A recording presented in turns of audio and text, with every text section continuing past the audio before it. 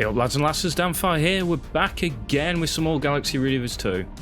Apologies the last couple of days, I've had some technical issues, that's why there's been no videos out. Like PC things have gone like horrendously wrong from corrupted drives and all sorts.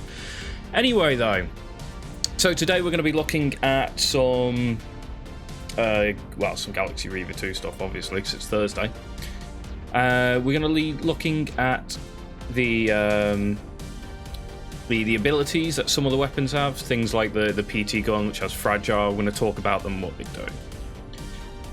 do. Just before we get into that though, don't forget to subscribe, like and share the video. It helps me out, helps the channel out, and yeah, thanks tons for support so far. I mean, I only started a couple of months ago and YouTube's doing quite well. Right, so let's get into it. We're going to have a look at the PT gun first. Which is on probably the best one to show you on this one. So we have the PT gun here, and it says chance to make the target fragile. Now what fragile is, it's a 10% crit damage debuff for the enemy. So it'll apply to the enemy and they'll take 10% more crit damage. This stacks up to 5 times, giving you a total of 50% extra crit damage versus that enemy. It's extremely strong using this on top of all the other crit damage mods that you can get, crit rate, crit damage. So this coupled with like a monster with Gorse on it and crit damage buffs, you're seeing like ridiculous friggin' numbers come out. I run this on a support. I've actually got one on the monster as well. That allows me to keep them 5 max stacks up pretty consistently. So we have the large PT gun. I'll show you what these do in a second as well. We'll go back to the monster actually, because I've got the PT on here as well. So yeah, chance to make target fragile.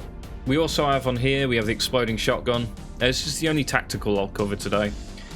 And that has the kinetic resistance minus 15% to target. What that means is the target will have 15% less kinetic resistances, which will allow you to deal 15% more damage, basically, for the most part.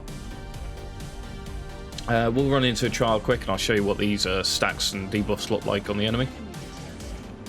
So if we look over here, once we get into range, start shooting. I've got turned on, yeah. So here we go, we got vulnerability. This is from the fragile gun, and we have the kinetic resistances here. That is from the exploding shotgun. So this one increasing pretty much 15% more extra damage on here, and the fragile increasing the amount of crit damage we're dealing as well. Next up, we obviously have the Gorse as well. So the Gorse's ability, it's not really an ability, it's just a high crit rate. It's literally quite means it's got a higher crit rate. It's got a higher flat crit rate than all of the other weapons that are currently, if you compare, go down here, I can show you a bit easier thing. So yeah, we have a Gorse here, that's got a 25% flat crit rate versus, say, the PT gun at tier 1 as well, which has only got a 5%. So, quite useful, especially if you're going for this crit type build. Highly recommend it, it's quite a bit of fun. You get some huge numbers coming out of these Gorse because of the crit rate and the crit bonuses and damage and stuff, so definitely recommend. Next up, we have the MT Railguns. I unfortunately don't have any of these upgraded at all. So I can't show you what they really do, and I can't show you in the trial anyway. Well, I can show you partly what they do in the trial, but not enough to sort of really do. So we'll just talk about this one. So they have a chance to penetrate target. What that means is there's a chance that the shots coming off of it will go through the enemy and hit something behind. So if you've got 2 enemies lined up, like one next to each other, it'll hit the first one, go through and hit the second one. I've not seen any damage decrease off that. It looks like it hits for full damage on both targets. But more importantly, it also means it can ignore shields. So if they got large shields, say an Immortal, it'll ignore the shield and hit the ship, which is fantastic. It's like, it's lethal to an Immortal. Immortals got low durability. It's all their tankers in that shield. As soon as you start like ignoring the shields, yeah, they're not quite as strong anymore. We then have the Lunar Eclipse. I don't know why I went out of that. So we come over here, we got the Lunar Eclipse. This is a UAV. This is very similar to the Exploding Shotgun, but an EM version. It's also not a tactical, obviously. And this has a chance to make the target's EM resistance minus 15%. So this is a flat damage, so all your EM damage, increasing your damage by 15%. We can have a quick look at that one as well. We'll also talk about Flame, the Flames, and all the HE weapons have this as well. I forgot I should have taken her off. You won't be able to see it now. So there's the flat EM resistances. We'll go back out quick and we'll drop Dr. Lenua off here. Right, there you go. So Flames, the HE missiles, the HE torps, all do this. They have a chance to make the target on fire. There's 3 levels of this. That's level 1. Well, it's level 3. On fire 3. It's for T1 it's 1. For T2 it's 2. And T3 it's 3. This can stack up to 10 times. At 10 times, it's doing 2,000 damage per tick, which is every second. So it's actually like, if you look at my damage per second, well, this is up. It just keeps going up and up and up and up. The longer I can keep these stacks alive, the more damage I'm getting out of that dot. Definitely worth it for the likes of the Fenrir that can get extra ships out and have the higher chance of dealing these damage types. And there's the EM damage as well for the Lunar Eclipse. We then have the XNTs. They have energy loss on target. So I'll have a look at those quick. So these are the XNTs. Chance to make the target energy loss. And it literally is simple as it sounds. The target's energy will drop a little bit as these hit. We can show you those quick. The trial has some weird energy mechanic going on. Like the ship keeps spawning energy pretty rapidly, so you don't see how much it really does. But if you take this into a trial, as you can see, we've dropped it from 100% down to 92% with one volley there, down to 89 then. If you take this into a trial or into arena, it will just nuke a person's energy like much more rapidly. This thing's got some insane energy regen. I'm guessing it's the same reason that you can't kill the thing either. Well, I've not managed to kill the thing either. So XNTs. We then have Etherics. The Etheric lasers have blind. What blind does is it lowers the accuracy of the enemy ships. I have got one on here. Yep. So the XL is the Etheric line. What blind does is, like I said, it lowers the accuracy of the enemy ships. So if we take a look here, if I get the shot off. As soon as this laser... See, this is why I don't recommend lasers too often, due to the fact this can't fire now, and you're losing damage that way. So there's the calibration rate decrease. This drops the accuracy. What that basically means is this thing's going to have a harder time shooting you.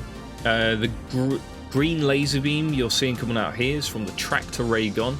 This only goes to T1. There's no T2 or T3 for it.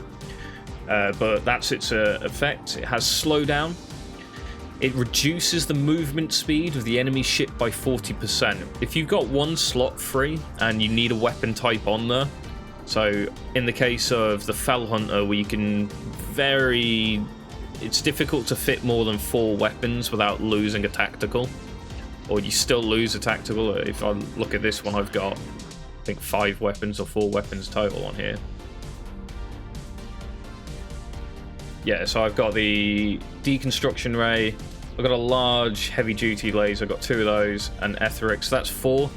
So this is my 5th weapon. As you can see, there is no room really to try and get another T2 or T3 on here.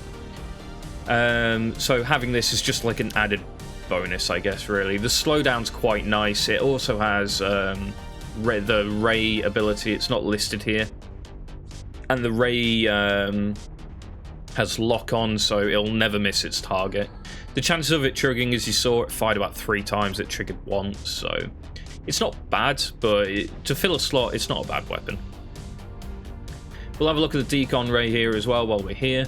So what this does is it deals increased damage the lower the target durability. So as you can see here, we got 3,200 damage to 12,000 damage.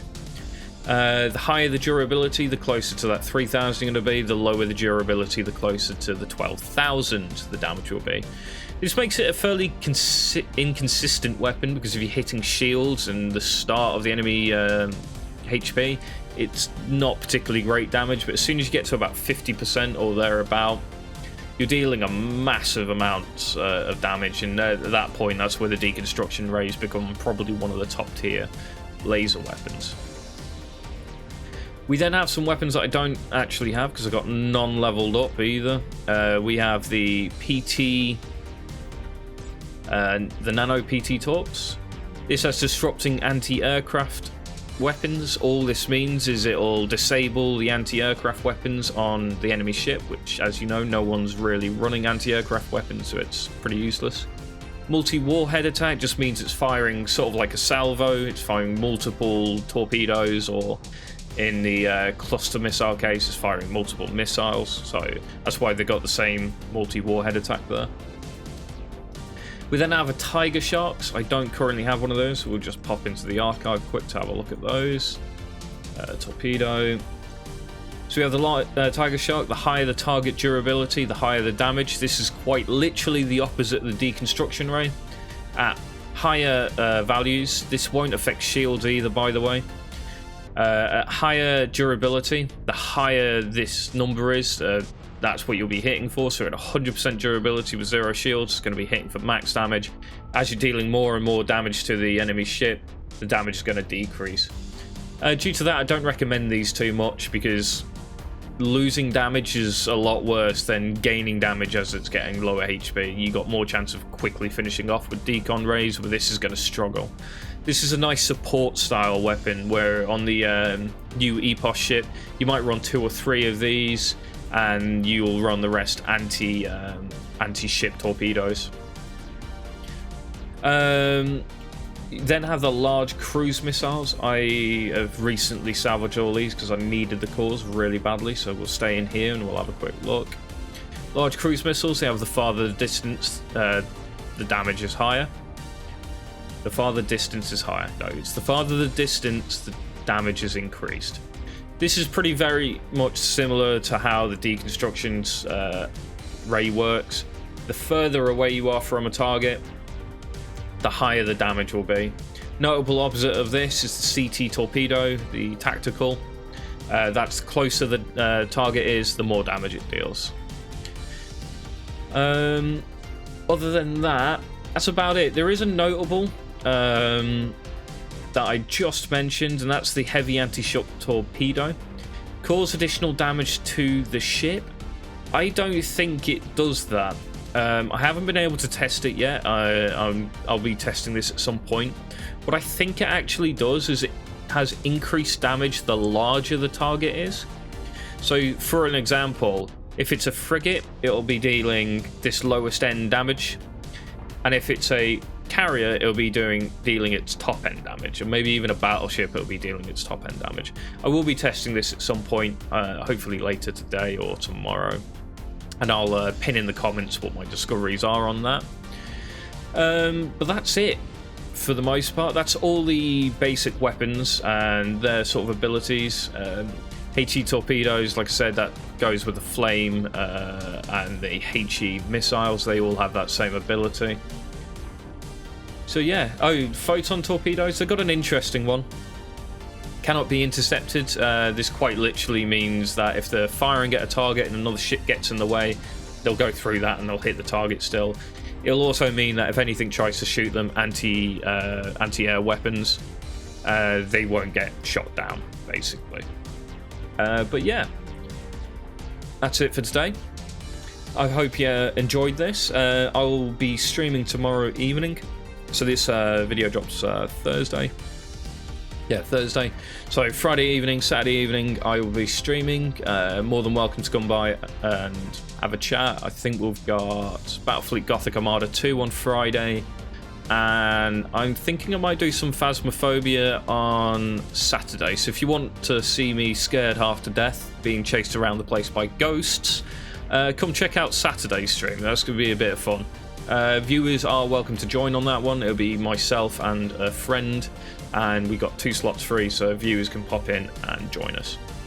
Anyway, guys, I hope you enjoy this, find it informative, and I'll catch you guys next time.